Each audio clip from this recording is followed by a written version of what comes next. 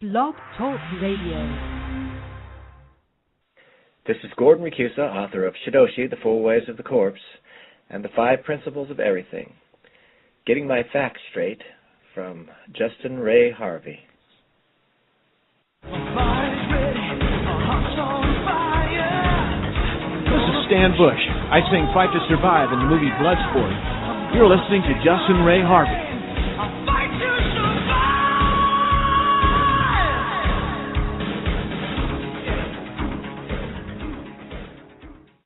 Hi, this is Tony Luke Jr., a.k.a. Joey the Nail Nardone, and you're listening to Justin Ray Harvey.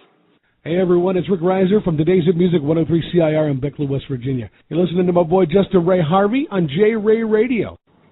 Hi, this is the Cuban Assassin, and you're watching the Justin Ray Harvey Show. Now shut your stinky mouths.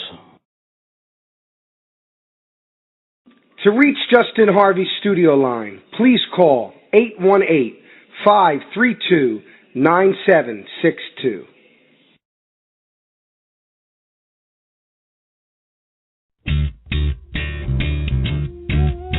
1830, Congress passed the Indian Removal Act. The Seminoles, Creeks, Choctaw, Chickasaw, and the Cherokee were marched to the Indian Territory of Oklahoma. Over 1/4 of our people died on this trail. To my people, it is known as the Trail of Tears. They took the whole Cherokee Nation, put us on this reservation, took away our ways of life, the tomahawk and the bow and knife, took away our native tongue, and taught their English to our young. And all the beads we made by hand are nowadays made in Japan.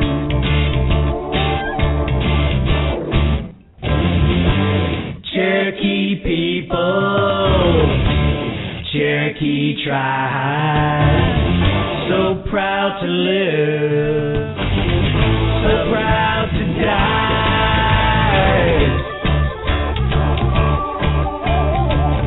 They took the whole Indian nation, locked us on this reservation. Though I wear a shirt and tie, I'm still red man deep inside.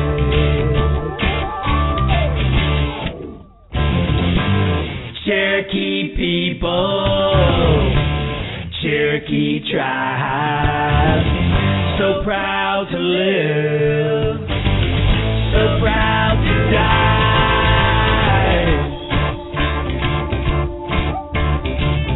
But maybe someday when they learn, Cherokee Nation will return. Though I wear a shirt and tie,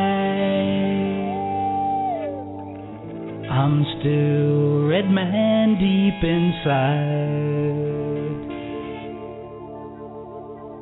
I'm still red man deep inside.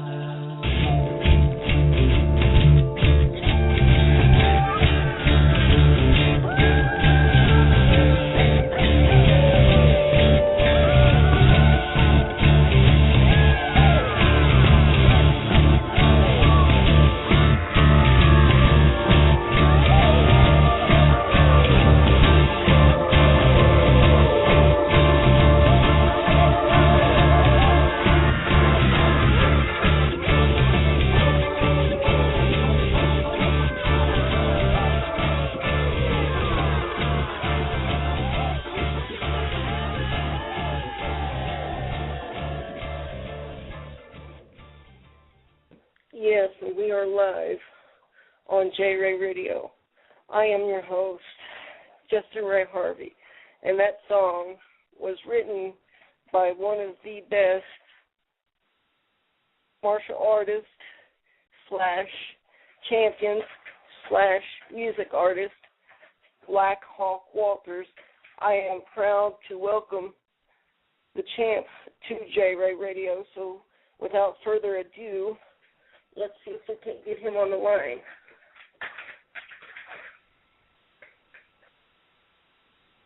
Hello, you're on J-Ray Radio. Hey, J-Ray, can you hear me now? Absolutely. How are you doing, sir? Awesome. It's great to be in your program. But I didn't write that song. I wished I did. The name eludes me for the second who wrote it, but it was made famous by Paul Revere and the Raiders, and I did it, I guess, like 3 years ago, and the author of the song was pretty cool. He put it on his website. A real Indian did my song. It's really cool. Wow, awesome. I got to tell you, champ, I am so honored to have you on my show. I've been researching you for weeks and watching your YouTube videos and your martial arts and your music videos. I got to tell you, I'm overwhelmed in a way, but I'm overjoyed as well. So thank you, J-Ray. Big fan of yours too, buddy. I just, love who you are, and getting up every day and making the most of your life. It thrills me and gives me incentive to even do more.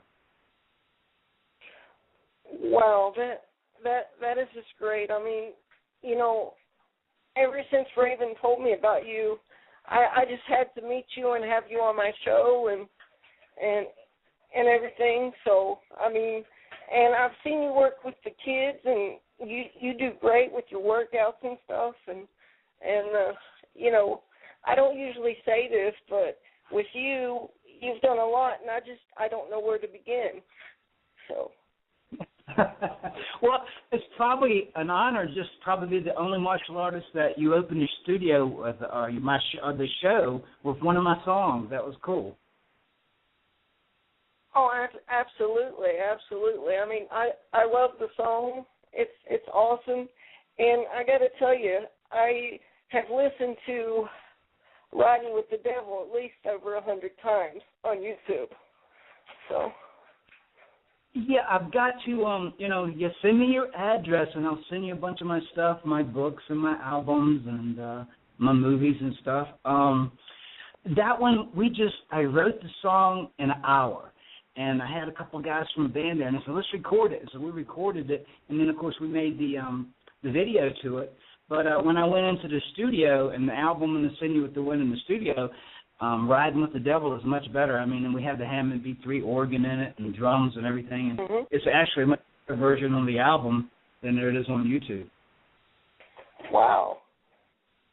Yeah, I'll definitely have to check that out because, I've already learned how to sing the song. And to let you know real quick, I go to a camp for disabled individuals, and we have a talent show every year in July, and I'm actually planning on performing Riding with the Devil for the kids this year at that facility. So. Awesome. Let me write myself a note and see if I can find a karaoke version of that, and you can play the music as you sing it. Absolutely. So. Yeah, I love the song. It's one of my favorite songs, if not my favorite song. It's a great song, and it is the first song I ever wrote and took an hour, and I really love it. Well, it's an awesome song. I was just like, this is so amazing. I'm like, I have to meet this guy. Well, Raven and I are hopefully going to go on tour at the end of this year, and we're going to have to stop by in West Virginia and jam together. Oh, wow. That would be just amazing. Yeah, I forget who it was that tweeted me, but I had heard that y'all were going on tour through a tweet. So. We're working on stuff now. we got some martial arts things mixed with music and comedy and everything, so we're working on that now. Oh, awesome. So you do comedy as well, or? Oh yeah, when Raven and I get together, people are holding their bellies because we're just funny as all get out. Well, I tell you what, champ, it'll be dangerous when the three of us have the opportunities to get together. I guarantee it. Well, I am looking forward to it, J. Ray. I really am looking forward to it, brother. So, moving on real quick, do you want to talk a little bit about your martial arts history and sure, absolutely. How you would inspire someone that or give advice to someone that may want to take martial arts that's just beginning.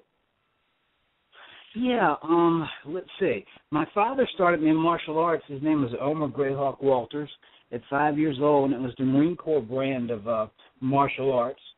And, back then, you didn't really know what martial arts were, per se, because I was born in 1951, and the first karate studio was 1947 in Arizona, Robert Trias. So that it was basically unknown to most people, what the martial arts were. And I always loved to compete, so I was an amateur boxer my whole younger life. And then 1974, they had the first world championships in kickboxing. It was on ABC television, and I'd already turned pro and had 6 fights. And so that was when people started knowing about it, and the fight game really picked up. And, it was hard to get fights, and in fact, a lot of times I had to put on the fights, promote them myself, and put the money up just to get fights. But a lot of times you made more money that way because, you were putting on the fight as long as you had a good crowd turnout. And that's all about getting the right fighters on the fight card that knows how to, present themselves in the ring so people want to admire them and copy them.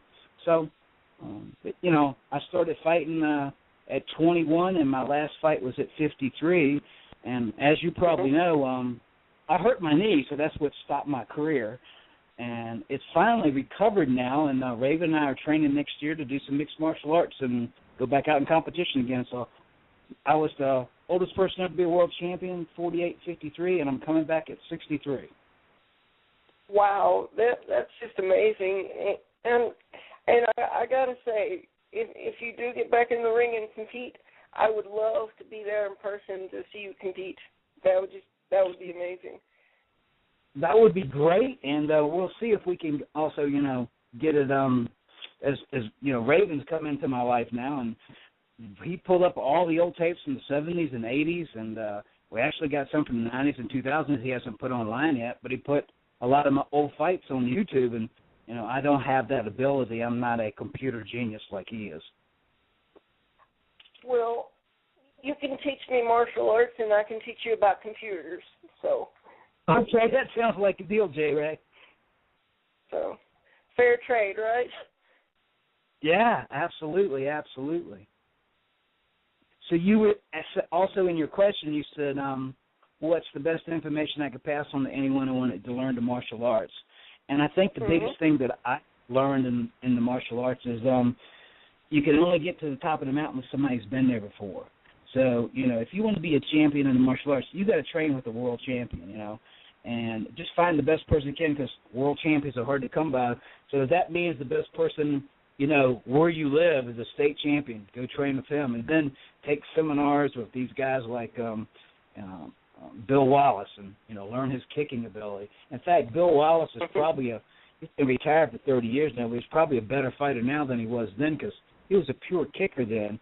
And then he got into boxing after he retired, and he trained with Tommy Hearns, and he's got a great left hook now. So, nobody can take you top of the mountain unless you've been there. That's just all it is to it. And whether that's learning to play the guitar or be a fighter, you got to find the best trainer that you can. They had to have been in the ring. They've had to have the experience, or they can't pass it on to you. Exactly. And I'd like to make a comment like today's competition, like the UFC and all this stuff, I wish the old ways would be brought back, because you got a lot of these guys in the UFC and the MMA that they get in there just to fight and beat people up, and they're too cocky, I mean, I just wish a lot of old etiquette was brought back into martial arts.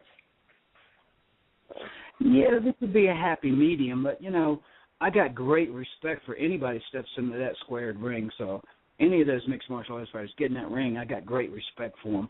I think the thing, J. Ray, that I see that is missing is there's guys fighting for world titles in mixed martial arts that are 7-3.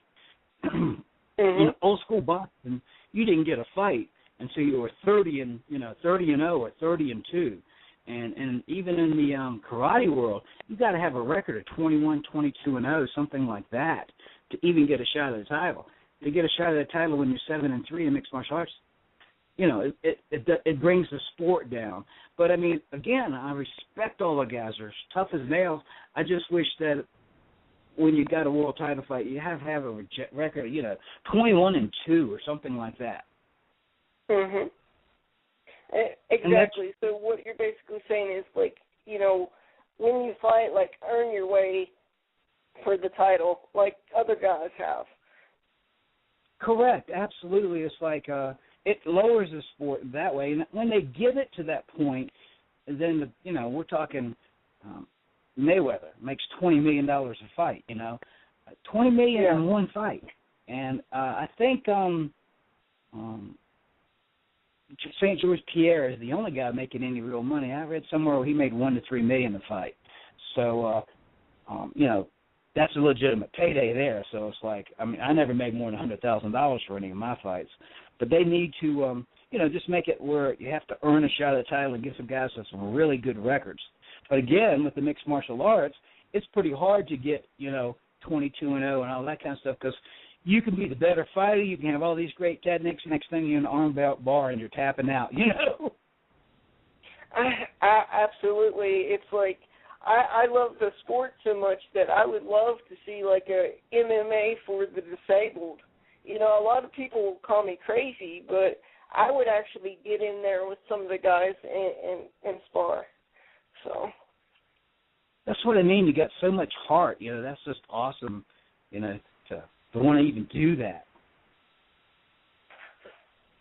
So because just because say if somebody's born with a disability or you may be different, that shouldn't stop you from living your dreams or, achieving anything that you want to achieve. So.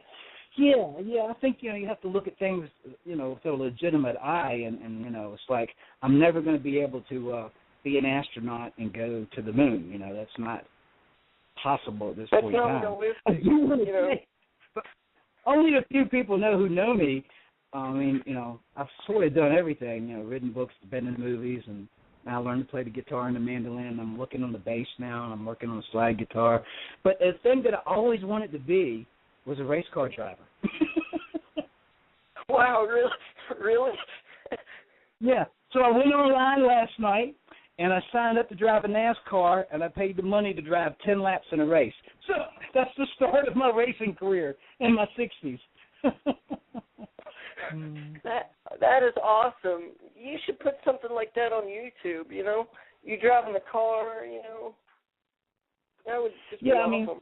People, Raven's wife Diane says, Blackhawk, everybody knows you want to be a race car driver because all you ever have is fast cars. I got my Corvette on. I went down and ordered the 426 horsepower SS Camaro. They haven't even made them yet, but I got the first order in.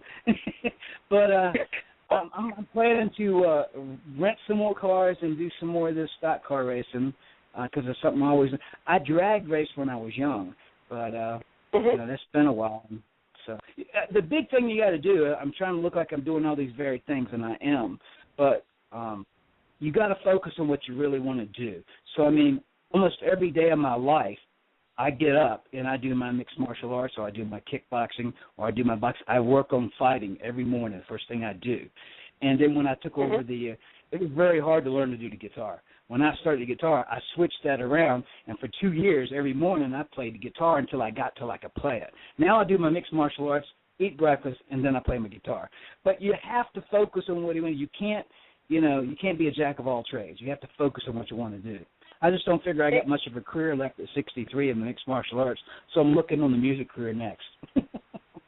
Well, Champ, you have a lot of heart, and heart can win a lot of fights.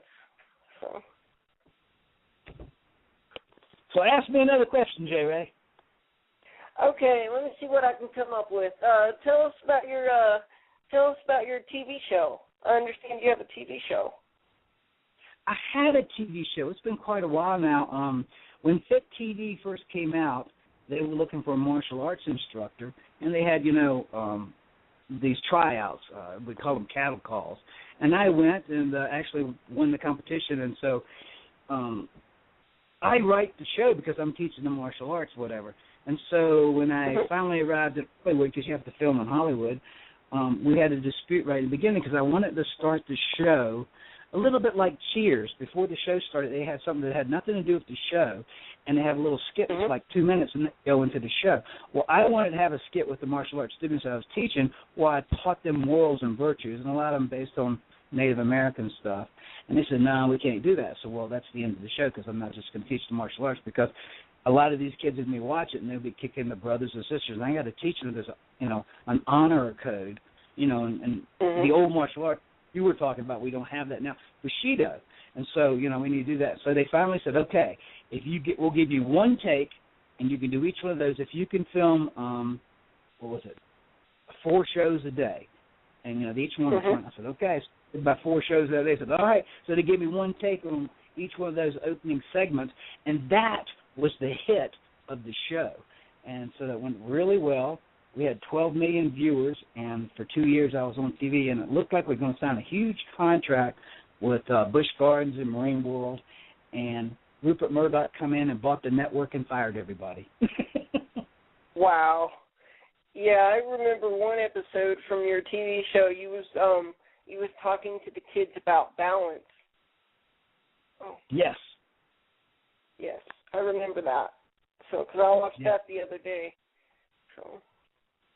Cool, yeah. So, I'm hoping one day to get this show back on. There is a movie script that's been written, and the book's coming out soon, and I helped form the character for it. She saw the movie Shadowhawk, and she wanted that type of character in her movie. It's called Rattlesnake Road, and so the character is a character who's never been out there, and if they get to make this movie, then I'll be like the Mr. Miyagi for the Native Americans. Wow. I could really see that, though. That could work for you.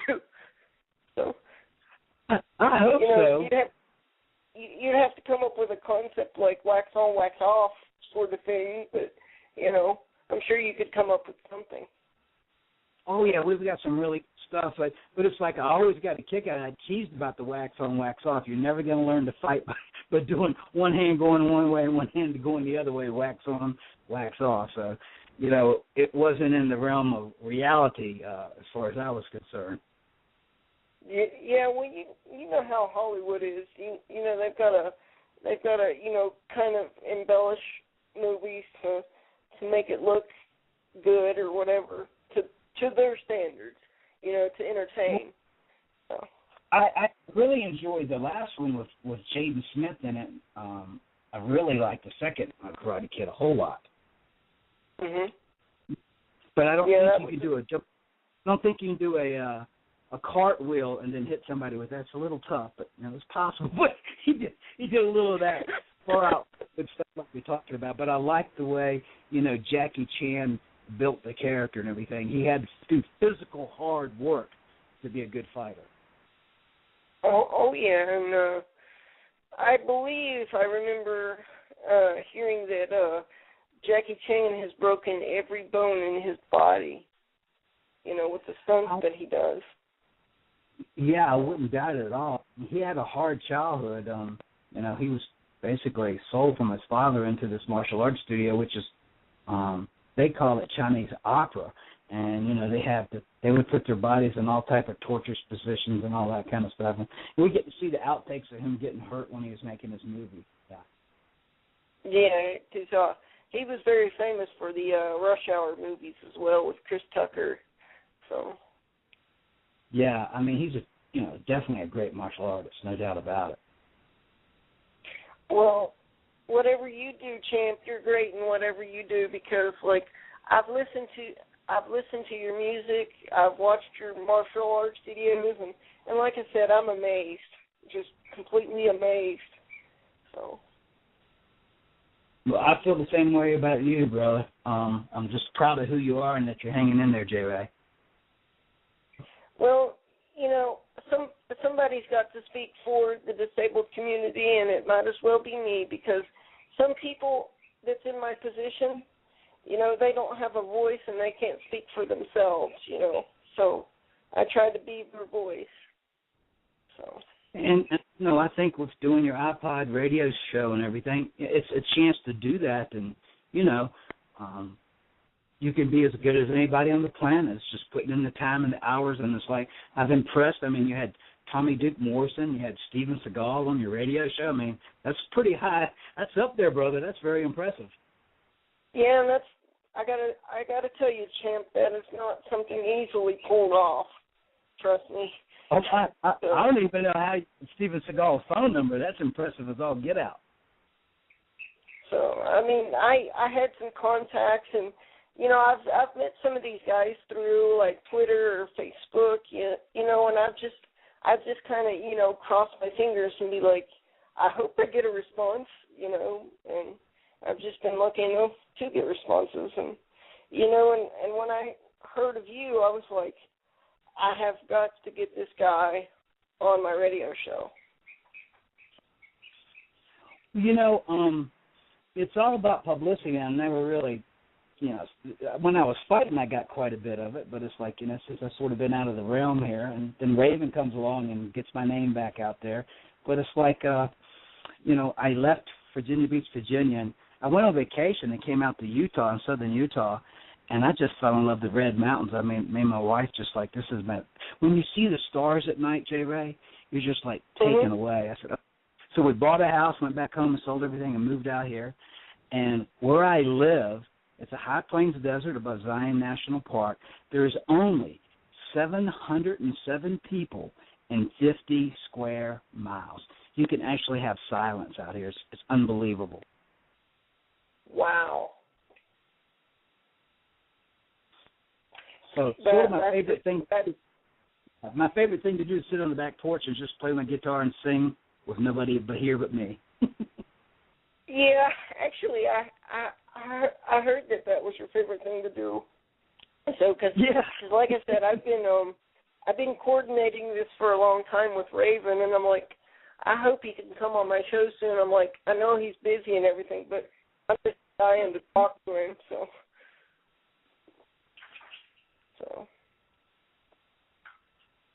Let's talk about music. Okay, let's talk about music. How did you get inspired to do your music? I guess, you know, most people don't know that we had a little garage band called the Grassville Grasshoppers, and I used to basically just be the lead singer. That was when I was 16 years old. And then, you know, the martial arts just took over, but, you know, I would sing in the shower. That's about it. But my brother Red Hawk had 6 albums out, and he knew I played with an Indian drum for 2 years, and we traveled across the United States. But, you know, Indian singing is completely different than you know, doing rock and roll or country in English. But anyhow, he asked me to come in and back up singing. From that, I ended up getting one record deal, and actually that record, they were really pleased. But internationally, I was 124th most played artist in the world for several months in 2007. And so I said, well, maybe I can do this. But the first thing I wanted to do is, you know, I want to be the consummate, you know, musician. So to me, if you're just a singer, you're nobody. You got to learn how to play something. So I started the guitar, and oh my goodness me, I have no idea it's going to be so hard to do. And my dad just laughed. He said, "Son, you'll never learn how to play guitar. Well, it's one thing you don't do is tell me I can't do something to start with, you know." So yeah, exactly. I found a good teacher. I watched all the guitar players in Southern Utah, and there was one guy who was Rustin Rever, much better than everybody else. And I stayed out. It took me 4 months to convince him to teach me. But I finally got him to teach me. And we did the reading the music and playing these strings and all stuff. But after 6 months, I just didn't like my progress. And I picked out a song, Knocking on Heaven's Door. It's got 4 chords. And I said, let's play this song. And we did it week after week until I got the song down. And then I picked out another song. And another. After 5 songs, I got it down. I'm very prolific now. I have 6 albums out. I can write my own music, and, you know, I play the rhythm guitar, which means I accompany myself. I don't do lead. I play the rhythm. And then when I was recording, John Houston, who I recorded with, said, well, let's put a mandolin. He said, no, show me that chord, show me that chord. And I played the mandolin the first day on my own song and album. And, of course, you can see me playing it in Half-Breed on YouTube. But it was easy to learn the mandolin because I'd already spent thousands of hours learning to play the guitar. So all I had to do was know where to put my left hand for the chords to play the mandolin. And so, anyhow, so I to do that, and I'm just so much in love with music now. I wished I'd been doing this my whole life instead of just the last 5 years, you know? Oh, absolutely. And I was going to tell you, Hawk, unfortunately, we're kind of running out of time. But I wanted to take this opportunity to thank you for being on the show, and I want you to, you know, let everybody know how they can get your music and how, you know, where they can connect with you on social networks, and if you have any important, inspiring messages for the kids out there or just people in general. Sure. Just put Black Hawk Walters and music, and it'll pull up iTunes, CD Baby, Amazon.com, Artistar. I'm on every site with that album, Cowboys and Indians. And you can just pull that music up. And the gentleman who wrote Indian Reservation, his name is John D. Lodermilk. That's his name. He's actually a really fantastic musician, too. John D. Lodermilk wrote Indian Reservation back in the early 70s, probably 71, I think it was. So, yeah. But, yeah, just pull up Black Hawk Walk, the music, and you can find it on iTunes and pick Indian Reservations, 99 cents to pull it up. And one of the favorite songs of most people is my song Cowboys and Indians, and it talks about when I was a young kid growing up, going to movies, and John Wayne was always killing the Indians, and Indians are bad guys. So and I use the Indian drum also in that, like we do in Indian music. Awesome. But unfortunately, we're out of time. Okay. Go ahead. I'm sorry. Go ahead. Oh, yeah. The time just flew by when you're having a good time. Yeah, it just seems like we just got on here, but unfortunately we're out of time because it only allows me 30 minutes to record. So what I'll do is, since we didn't get to touch on everything that I wanted to touch on, you're welcome to come back to the show anytime. So it's like a deal to me, J. Ray. I'll send me your address and I'll send you a bunch of my stuff, and we'll go from there, my friend. Absolutely. I'm getting ready to do that within the next 30 seconds or so. So thank you for joining my show, and I hope that you will be on again soon. Maybe me and you and Raven can get on here together and just crack up and have a good old time. So. Yes, it sounds good. We have a record together, and it should be out in the next 3 months, so we'll get you on that, and we'll do something with our new album. Awesome. And like I said, I am very honored that you were on the show, and people can actually access this show through the iTunes store. So. Awesome. So, thank you for joining me, and I will be emailing you right back shortly with my personal info. So. Well, thank you, J. Ray. I look forward to being on your show again, brother. Thank you so much. All right. Take care now. Bye-bye. Bye.